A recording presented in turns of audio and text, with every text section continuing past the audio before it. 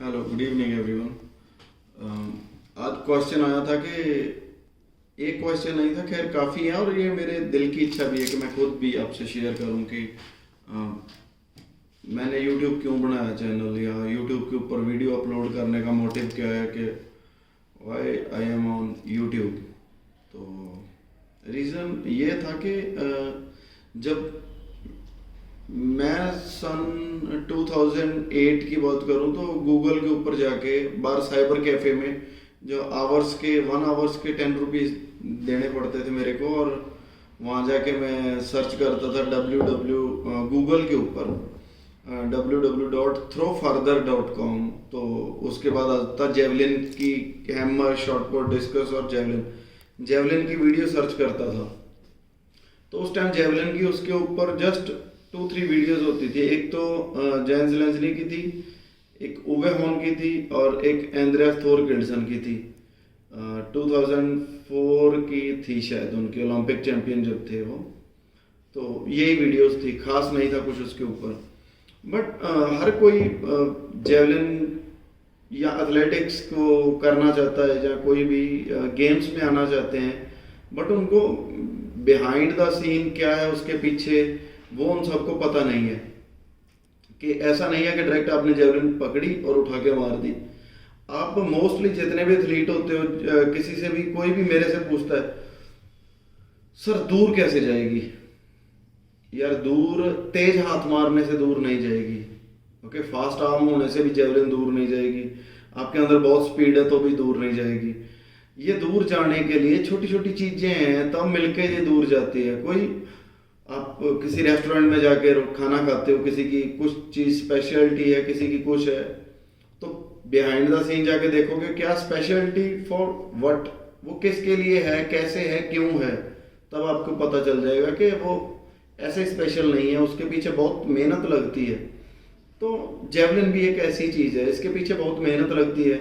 जैसे मैंने आपको बताया कि आपके पास गुड कोऑर्डिनेशन होना चाहिए, आपके पास गुड स्पीड होनी चाहिए, आपके पास गुड स्ट्रेंथ होनी चाहिए, पावर होनी चाहिए, या एक्सप्लोसिव होना चाहिए।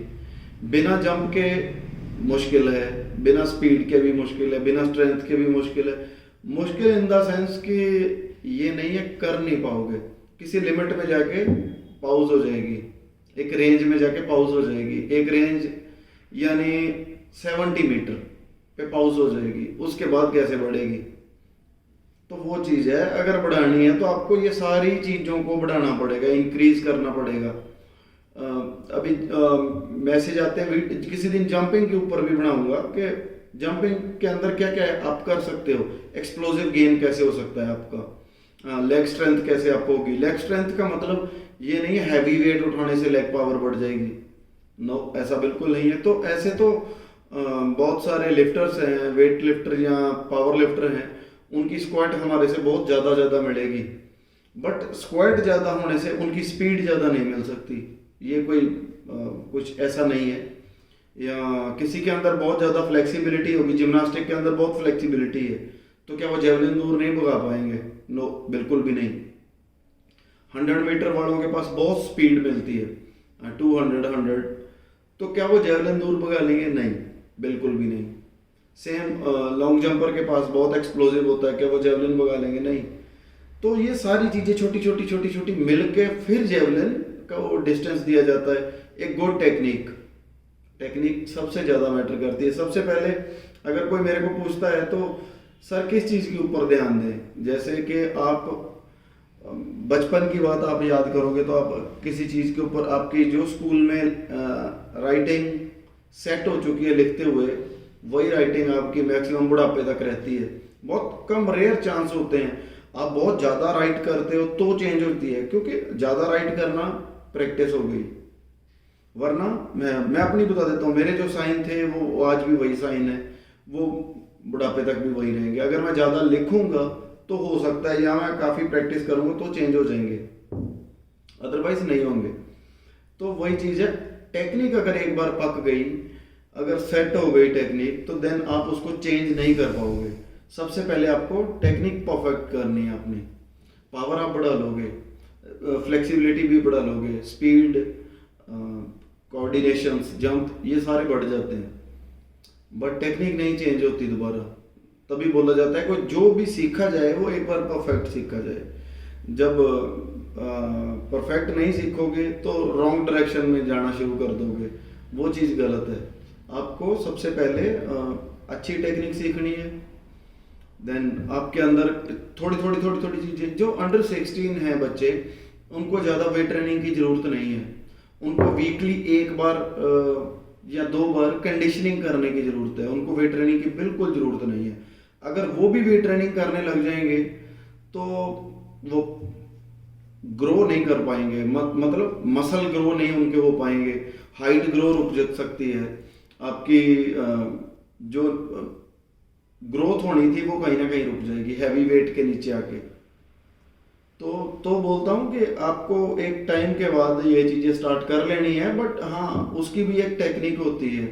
स्नैच के अंदर आपकी टेक्निक बहुत परफेक्ट नहीं है तो आप ज़्यादा वेट स्नैच नहीं कर सकते हो लिफ्ट। जैसे मान लो किसी का बॉडी वेट 90 kg है, तो 90 के हिसाब से क्या उसकी स्नैच 130 की है?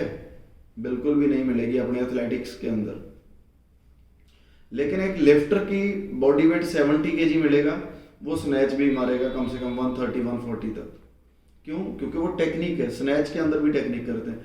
जो बाहर के एथलीट्स हैं मोस्टली, हमारे वाले कुछ अपना सिस्टम ऐसा है, बाहर वाले जो हैं उनका सिस्टम ऐसा था कि उनको एक्सप्लोसिव करना है तो जंपरों के साथ, जिम फ्लेक्सिबिलिटी करनी है, जिम्नास्टिक वर्कआउट करना है जिम्नास्टरों के साथ, देन पावर बढ़ानी है लिफ्टरों के साथ, स्पीड करनी है तो स्प्रिंटर्स या जंपर्स के साथ, और देन टेक्निक वो सेपरेट करते हैं। वो एक बहुत गुड कोच के अंडर होती है, वो एक एजुकेटेड या मतलब जिसने प्रैक्टिकली कर रखा है वो चीज़, नॉट अ थ्योरिकल बंदे आपको बुक के ऊपर लिख दिया, आप उस चीज़ को वो कर लोगे, आप कभी भी बहुत हाईएस्ट अचीवमेंट नहीं कर सकते हो। आपको प्रैक्टिकली जिसने कर रखा है वो आपको बता सकता है।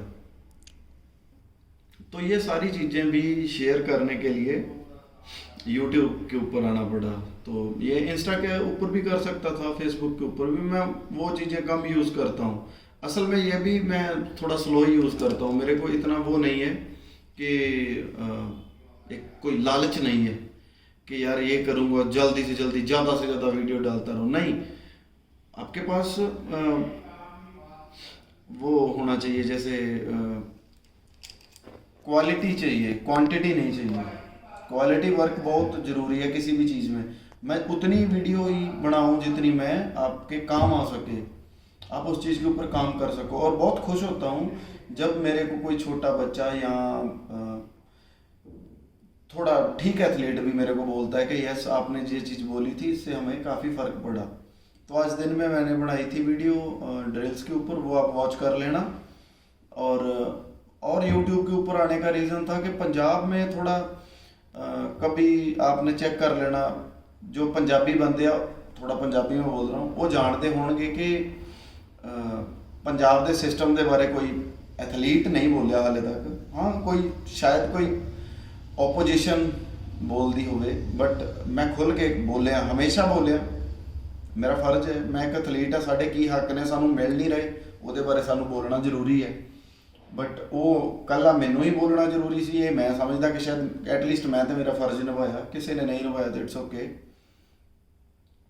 और तो नॉर्मल ये था कि पंजाब की एथलेटिक्स में पंजाब के जेवलिन थ्रोर भी धीरे धीरे इंटरेस्टेड कम हो रहे हैं। तो मैं चाहता हूँ कि ये भी मेरी स्टेट के काम भी आए।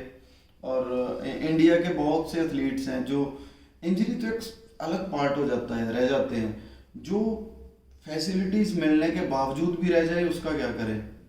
तो उसके तक कहीं ना कहीं ये चीज़ें पहुँचती नहीं है। मैंने देखा कि कोच है वॉकिंग के और बता रहे हैं हैमर थ्रो, कोच है कुछ और बता रहे हैं कुछ। ठीक है, आपको डिप्लोमा के अंदर बताई जाती हैं ये चीज़ें, सारी क्लासेस लगती हैं, मैं उस चीज़ की वो नहीं कर रहा हूँ। बट मैं प्रोफेशनली जेवलिन थ्रोर हूँ, तो मेरा ख्याल मैंने अपना 100% जेवलिन में दिया है, राइट। तो मैं जेवलिन के बारे में ज़्यादा बता सकता हूँ, मैं किसी और इवेंट के बारे में नहीं बता सकता। एक्सप्लोसिव जिसके अंदर बढ़ सकता है मैं वो थोड़ा बहुत बता सकता हूँ। अगर एक्सप्लोजिव कैसे बढ़ेगा, okay, just explosive, not like कि मैं किसी को 110% उसके इवेंट के प्रति टेक्निक भी बता पाऊंगा, नहीं, ये नहीं मैं बता सकता। तो वो डिप्लोमे की 4 बुक्स यही है, आपके नोट्स हैं, यही मैंने पढ़ दी है, यही मैंने लिख दी है, तो क्या मैं आपको बताने लायक हो गया? नहीं, बिल्कुल भी नहीं। जो इवेंट है वो उसी के ऊपर ही बता भी सकते हैं, तो दूसरे इवेंट की नॉलेज भी कम रहती है।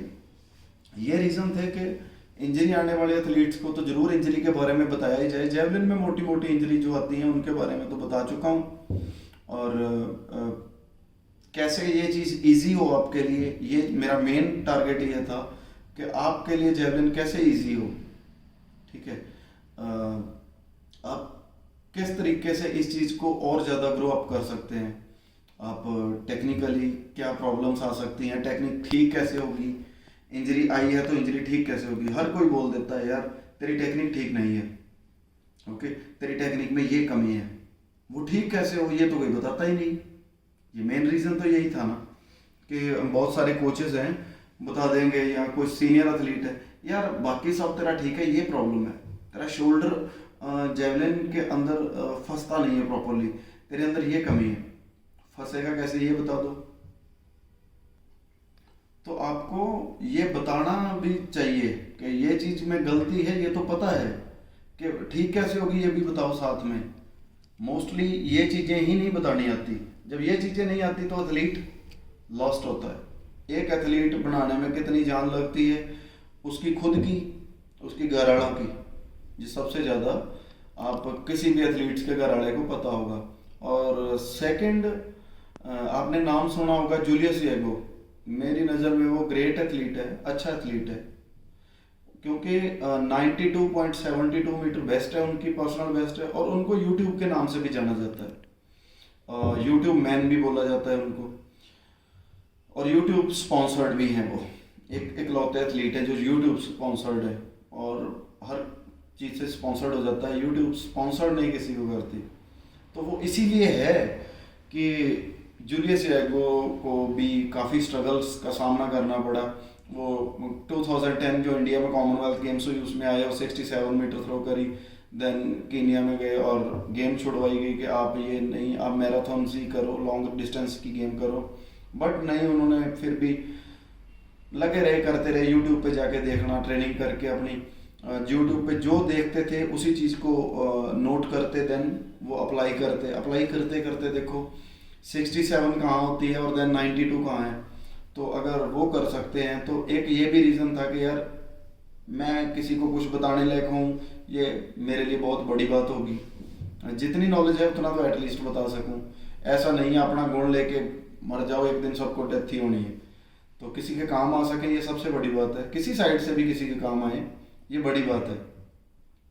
और कोई इसका कोई और कोई दूसरा रीज़न नहीं है। आप सब सीखो, अच्छे डेवलप करो, ग्रो अप करो और अच्छा डिस्टेंस दो, बहुत ऊंचे ऊंचे जगह पे जाके मेडल दो, यही मेरा सबसे बड़ा एक मिशन बोल सकते हैं। तो कोशिश करो और अच्छा करो आप, ओके। मेरी तरफ से गुड लक है सभी को, ओके, थैंक यू।